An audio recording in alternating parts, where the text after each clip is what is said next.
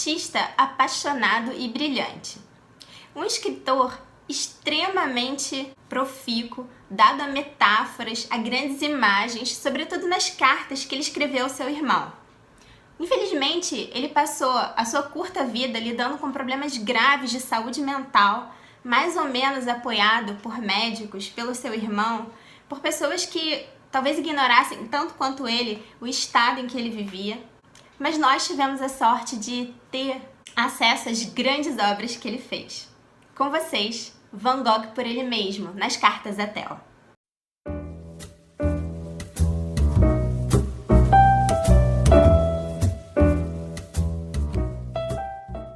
Eu devo admitir que eu adiei o máximo que eu pude o início dessa leitura, porque eu pensei, como eu vou começar o ano de 2018 com o Van Gogh? Por menos que você saiba sobre a vida dele, você sabe que não foi uma vida nem um pouco plácida, foi excessivamente turbulenta até. E começar a ler um livro assim tão forte e que representa realmente a decaída do Van Gogh até aquele evento em que ele atentou contra a própria vida e conseguiu êxito, realmente não é um bom início. Mas eu decidi enfrentar o desafio e comecei essas cartas. Eu já li há algum tempo, mas eu comprei uma edição nova, vou colocar a fotinho aqui para vocês verem, com outras cartas que foram acrescentadas, tem um outro prefácio e eu vou colocar as informações dessa edição na caixa de descrição do vídeo para vocês consultarem essa edição. E tem um prefácio muito legal e esse prefácio eu recomendo que vocês leiam só depois das cartas. Entrem em contato direto com o Van Gogh. Não se preocupem em tentar reter muitas informações no início. Se deixem levar por aquilo que o Van Gogh está contando. E eu não posso dizer para vocês tentarem não se sentir mal com isso, porque é uma leitura que incomoda, que deixa a gente um pouco triste, melancólico. Mas é uma leitura muito interessante, porque a gente pode ver como o Van Gogh vai pintar, de certo modo, com as palavras dele, as imagens que ele vê. É como se ele visse a vida a partir de quadros. Ele olha para uma paisagem e ele vê um quadro. E ele conta esse tipo de visão, esse tipo de luz, todas as características dos olhos dele estão ali nas cartas ao Theo.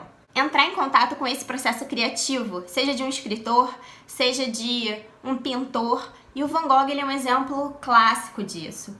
É muito bonita a forma como ele vê a vida, muito dura, muito difícil, muito sonhadora. Ele é um cara que tende ao devaneio, mas ele escreve de uma forma bem interessante e mostra o tipo de relação que ele tem com o irmão dele. No início do livro eu me surpreendi. Eu já estava esperando logo de cara uma decaída, logo uma carta em que ele está realmente naquele processo de déchirer, de se rasgar, de se mostrar para o Theo. Mas não, as primeiras cartas que datam da época em que ele estava em Londres são cartas em que o Van Gogh fala para o Theo sobre dicas de leitura, dicas de quadros, de pintores. E nesse momento eu não posso deixar de interromper essas cartas para contar um pouquinho da história do Van Gogh para vocês. Ele era o mais velho de uma família de 6 filhos. O Theo, o irmão dele, com o qual ele tinha mais proximidade, mais intimidade, era 4 anos mais novo. E o Van Gogh, desde cedo, o Vincent, ele procurou sair, observar a natureza. O Vincent nasceu em Groot-Zundert, na Holanda, em 1853. E ele vivia numa região com muitas paisagens, com muitos lugares próximos à natureza, então ele cresceu muito voltado para isso. Ele gostava de sair, observar a natureza que estava ali à disposição dele. Sorte que ele teve, em certo sentido, que hoje as nossas crianças não têm, talvez, mais tanto acesso a isso. Pelo menos não no Brasil. E uma coisa super interessante que eu não sabia é que o nome Van Gogh, esse sobrenome de família, ele fez um marco na história da burguesia eminente. E isso desde o século XVI. Eles eram conhecidos como marchands, como uma família que trabalhava com arte, que entendia de arte, que vendia quadros, que comercializava. Então, essa questão com a arte, esse marco, já está desde muito cedo presente na vida do Van Gogh. O pai dele era pastor, mas a sua ascendência realmente determina sobre ele esse peso e essa tendência para o mundo da arte. Parece que esses Van Gogh, eles também eram conhecidos como exímios tiradores de ouro, que era um ofício muito nobre no século XVIII.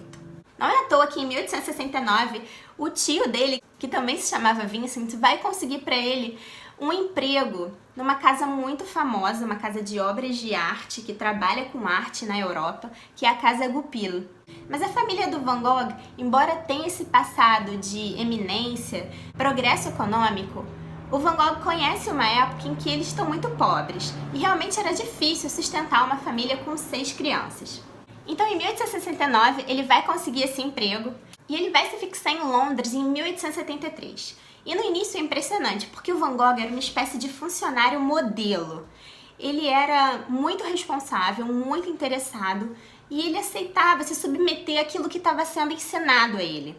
Ele aceitava aprender tudo sobre arte, todos os detalhes, tudo que ele podia melhorar nele mesmo, naquilo que diz respeito à percepção da arte, à percepção de uma obra de arte, à percepção de um quadro, o que é um quadro, o que é uma pintura, o que é um traço.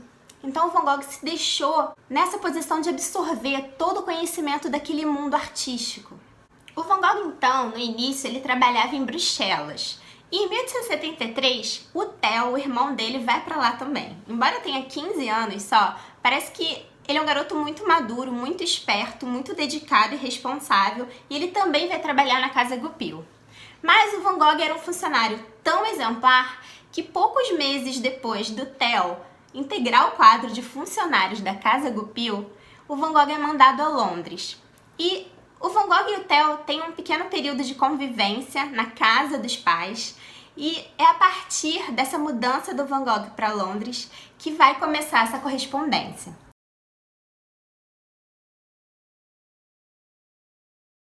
O primeiro período, de 1873 até 1875, vai ser o período que o Van Gogh vai ficar em Londres e ele vai escrever 3 cartas ao Theo.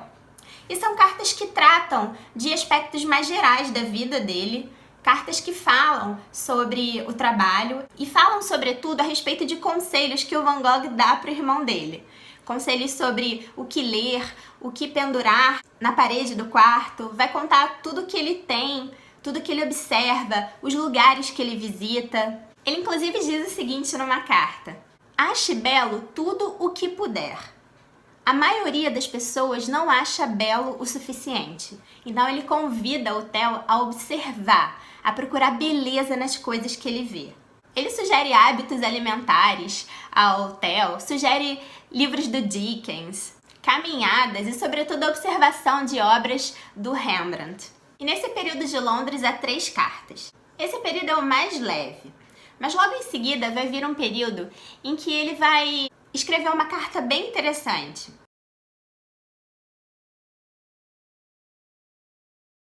O período a que eu estou me referindo é o que ele viveu em Paris. Foi um período de menos de um ano, mas desse período tem 5 cartas bem legais. E nelas o Van Gogh vai descrever os passeios que ele faz pelo Louvre, pelo Jardin de Luxembourg, todas as observações que ele faz pelo Sena, todos os passeios que ele faz pela cidade, e é muito bonita a forma como ele descreve aquilo que ele vê. Parece que ele está pintando com as palavras dele um quadro. É realmente muito bonito, são passagens muito emocionantes, a gente consegue se sentir transportado para dentro do livro, como se a gente estivesse realmente passeando junto com o Van Gogh. Eu imagino o deleite do Theo ao ler essas cartas. E ele continua sugerindo ao Theo a observação de determinados traços, de determinado estilo em determinados pintores. Ele fala do Rembrandt, fala do Millet, fala do Corot, fala do Boyton, fala de inúmeros outros pintores que eu pouco conheço, exceto pelo Rembrandt e pelo Millet, mas que são pintores que estavam ali naquele mercado da arte. E eu fico pensando, não sei se nessa época ainda, porque o Van Gogh ainda não tinha realmente decidido que ele ia pintar, alguma coisa que só vai acontecer 4, 5 anos depois, mas o Van Gogh, ele jovem, será que ele não sentia uma espécie de ciúme, de tristeza? Eu acho que ele queria aprender, claro, ele queria aprender muito sobre arte e aprender pela observação, mas acho que ele também queria se sentir parte daquele mundo dos grandes. Acho que mais do que trabalhar na Casa Goupil, O Van Gogh queria transformar a arte dele, tudo que ele pensava, numa mercadoria que significasse uma obra-prima, que tivesse um valor de arte para ser comercializado. Então acho que desde essas primeiras cartas, nesse período de Paris, ele já mostra mais ou menos esse desejo de estar entre os grandes, de aprender para fazer alguma coisa muito bem. Ele não quer simplesmente levar uma vida comum. Ele quer, com o trabalho dele, com o ofício dele, levar beleza às pessoas, levar claridade, alento. Ele realmente quer mudar a forma como as pessoas vivem. E isso é muito bonito de ler. E nesse período, ainda em Paris, ele mora em Montmartre e ele pendura no quarto dele gravuras bonitas. Ele escreve palavras que ele acha que representam questões importantes para ele. E tudo isso é bem descrito para o Theo, minuciosamente. Ele inclusive diz ao Theo para ele tentar outro tipo de alimentação, porque mudar de alimento de vez em quando estimula o apetite. Depois desse período, vem um outro período também legal em Amsterdã.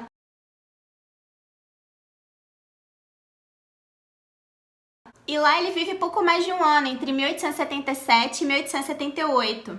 Esse período é um primor. Na verdade, é terrível em termos de trabalho, porque o Van Gogh não está mais trabalhando na Casa Goupil. Ele está tentando a vida como pastor. Ele está fazendo uma espécie de preparatório para se tornar pregador. E ele está ali em Amsterdã, ele voltou para lá, ele está morrendo de medo de prestar os exames de grego e está preocupado com a forma como ele vai ser avaliado pelos professores. E tem uma carta muito bonita que é de 3 de abril de 1878, em que ele vai contar então para o Theo a sensação que ele tem de estar mais indisposto do que os campos de Brabante. E ele flerta já nessas cartas desse período com o suicídio. Inclusive ele escreve uma passagem muito importante que é a seguinte: depois disto me alimentei de um pedaço de pão seco. É uma época que ele está contando, está descrevendo uma passagem do dia e realmente o desespero dele de viver, de não estar fazendo nada impressionante, de não estar fazendo nada valioso, de estar meio perdido, à deriva na própria vida, é um sentimento que o consome e ele escreve muito sobre isso ao Theo. É uma pena que realmente não tenha ajudado, ou pelo menos não tenha ajudado o suficiente. O Van Gogh continuava muito angustiado. E nas cartas dele a gente vai vendo a ascensão dessa angústia, desse pavor, dessa insegurança. Depois disto me alimentei de um pedaço de pão seco e um copo de cerveja. É uma maneira recomendada por Dickens, Charles Dickens, o escritor inglês. Aqueles que estão a ponto de se suicidar. Escutem vocês, de se suicidar. Porque parece que esse tipo de alimentação faria então com que a pessoa mudasse o rumo da sua intenção, desistisse de se matar. Então ele coloca isso na carta. Imagino que o Theo deve ter ficado bem desesperado. Nessa época eles já estavam se correspondendo há 5 anos e a proximidade entre eles era muito grande, essa proximidade subjetiva, né? Não física. Um outro aspecto que chama a atenção é a preferência dele por quadros que tenham homens e mulheres retratados. Então essa época em que ele está tentando prestar os exames é uma época que ele faz alguns desenhos, mas ele não trabalha muito com isso. Ele está mais preocupado em observar figuras de homens e mulheres, observar quadros. Interessante é que ele passa um período muito grande antes de começar a pintar e a querer vender suas gravuras. Ele passa muito tempo observando. Isso eu acho muito legal. Isso está presente na história de muitos grandes homens ou grandes mulheres. Esse aspecto da observação é muito importante. Eles, de certo modo, se submetem àquilo que está sendo ensinado pelo tempo deles, pela época deles, e só depois de ter atravessado todo esse conhecimento já existente sobre arte ou sobre outra área, eles colocam então uma pedra adicional, eles colocam aquele fator, aquela marca que vai fazer com que um quadro seja um Van Gogh, que uma obra, uma interpretação seja um livro do Freud, por exemplo. Então ele está sempre muito preocupado com isso e sempre alertando o Theo para observar, para prestar atenção. E nesse período, então, até 1878, ele está muito preocupado com as divagações dos sermões, as coisas que ele precisa preparar. Ele se convence de que ele tem que ser um pregador, de que A missão de vida dele é essa, e ele tá pronto então a escrever, a se dedicar, e ele realmente se dedica muito. Ele lê tudo que cai nas mãos dele, ele lê Shakespeare, ele lê a Bíblia, ele lê muito Dickens. Então, os livros estão sempre com ele, e ele tá realmente dedicado a aprender a ser pastor, ser pregador. Em Eton, na casa paterna, ele passa um período curto e de lá tem 2 cartas legais. Ele fica uns 2 meses vivendo com a ajuda dos pais, e os pais já estão bastante pobres nessa época, mas o pai faz tudo o que pode para colocá-lo numa posição de pastor, de pregador. Ele fica então um tempo na Holanda, se dividindo entre Eton e outras cidades, e ele começa a estudar, porque na Holanda o tempo para se tornar missionário era menor, e ele começa então a estudar para poder ser um missionário. E parece que ele não é muito bom nisso, ele não consegue a renovação do posto, ele vai para várias cidades e ele fica então errando por esses lugares.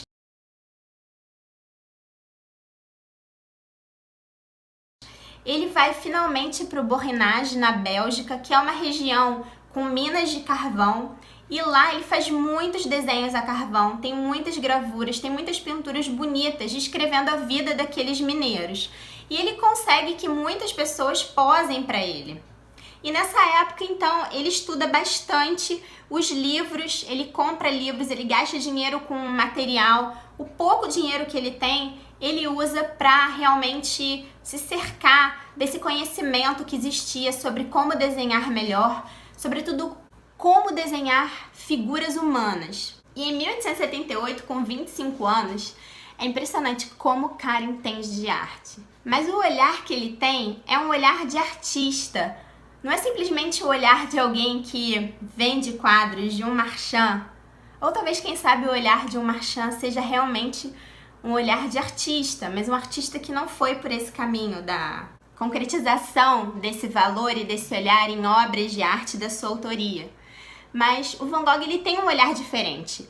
Ele tem um olhar de forma que ele escreve pro Theo e parece que ele tá pintando. Você consegue ver o quadro pronto. Por mais que você não conheça esse quadro, claro que a gente conhece Girassóis, a gente conhece A Noite Silenciosa, então a gente consegue visualizar o quadro imediatamente quando ele começa a descrever pro Theo alguma paisagem ou algum ponto que se assemelhe a essas figuras, a esses quadros. Mas no caso dos mineiros, que poucos conhecem, ou que a gente ainda não viu tendo começado esse livro, é muito bonito, porque a gente vê a imagem, a gente vê a gravura, a gente vê o desenho a carvão. É muito bonita a forma como ele pinta com as palavras. Isso é realmente impressionante. Eu não sei se eu percebi isso quando eu li pela primeira vez as cartas. Eu não sei se vocês já perceberam isso. Me contem aqui embaixo o que vocês acham dessa descrição do Van Gogh. Eu vou adorar saber se a minha impressão é só minha ou se vocês também já tiveram essa experiência. Então, ainda no Borinage, o período em que ele ficou até 1880, ele vai descrever um passeio muito bonito que ele fez por 6 horas. Ele ficou 6 horas dentro de uma mina, e uma das minas mais perigosas da região, uma das minas em que era frequente a ocorrência de acidentes. Então vocês já percebam essa questão, né, do comportamento para suicida. Ele escolheu uma mina muito perigosa, ficar 6 horas lá dentro. Então tem esse ímpeto artístico de querer ver como os mineiros vivem, mas será que ele não podia ter ido para uma mina menos perigosa? Então aí já tem um warning, já tem uma sinalização importante. Eu não sei se o Theo percebeu, aqui não tem as cartas escritas pelo Theo, mas existe esse elemento de flerte com a morte, esse limite mesmo entre a busca pela arte, a busca pelo contato com aquilo que se quer retratar e ao mesmo tempo o risco da própria integridade física. Então esse elemento é importante.